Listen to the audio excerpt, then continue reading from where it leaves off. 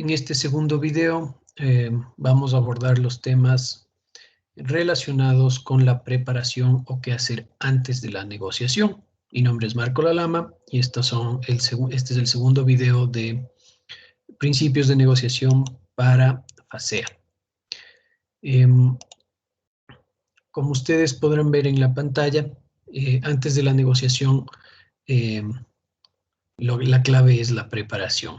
Este es un paso que muchas veces se descuida, no se lo hace con la debida atención ni con la debida profundidad, y muchas veces la preparación es lo que marca la diferencia en los resultados que se obtiene en una negociación.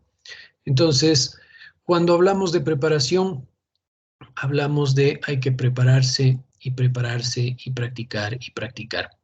Es muy importante ser muy concienzudos, muy afanosos en este sentido, porque gran parte del éxito de una negociación está en el paso previo, que es su preparación. Ok, entonces, ¿sobre qué hay que prepararse? Lo primero que tenemos que entender es si realmente conocemos los intereses de la contraparte. Puede ser que conozcamos la posición de la contraparte, quiere esto o quiere aquello, pero realmente tenemos nosotros información suficiente como para entender cuáles son los intereses de la otra parte. Volviendo al ejemplo de la naranja, si es que nosotros hubiéramos sabido desde un inicio que una hermana quería la cáscara de la naranja y otra hermana quería la pulpa de la naranja, eso facilita la división de la naranja.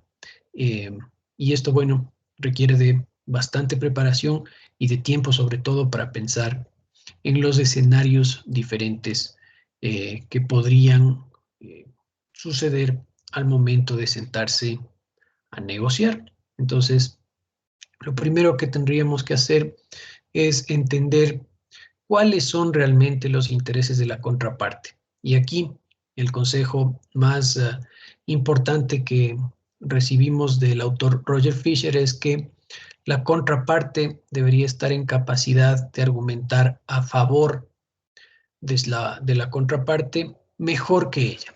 Es decir, nosotros antes de entrar a negociar deberíamos conocer realmente cuál es la perspectiva, las necesidades, los intereses de la otra parte para empezar a negociar.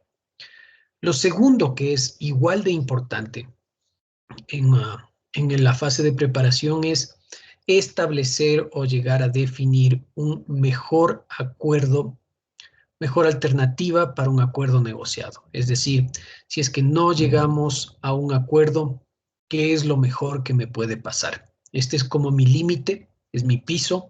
Más abajo de ello no voy a llevar, y eso es lo que yo tengo que hacer antes de entrar a negociar. Es decir, de entrada yo tengo que saber primero cuáles son realmente las necesidades y los intereses de la otra parte, y después tengo que saber cuál es mi mínimo, qué es lo mínimo que estoy dispuesto yo a aceptar de esa negociación antes de sentarme a negociar.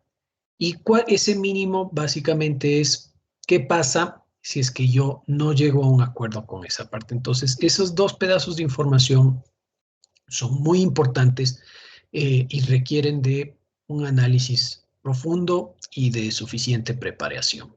Otra cosa importante y un dato interesante es que también muchas veces las negociaciones pueden prolongarse y tener una idea del tiempo que se va a tomar la negociación antes de comenzar también es una muy buena idea. Entonces, esos son los dos pedazos de información que podemos utilizar, que debemos desarrollar y saber antes de prepararnos, al momento de prepararnos para una negociación y antes de iniciarla.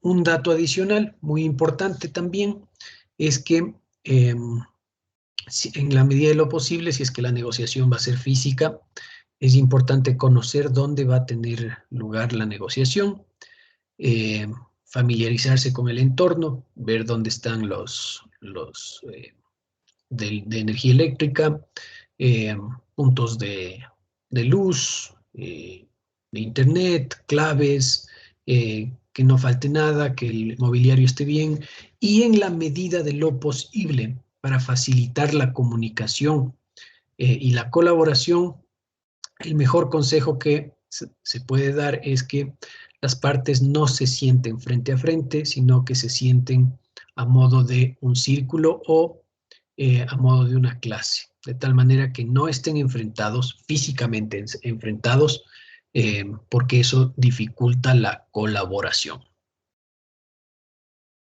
Listo, muchas gracias por esto.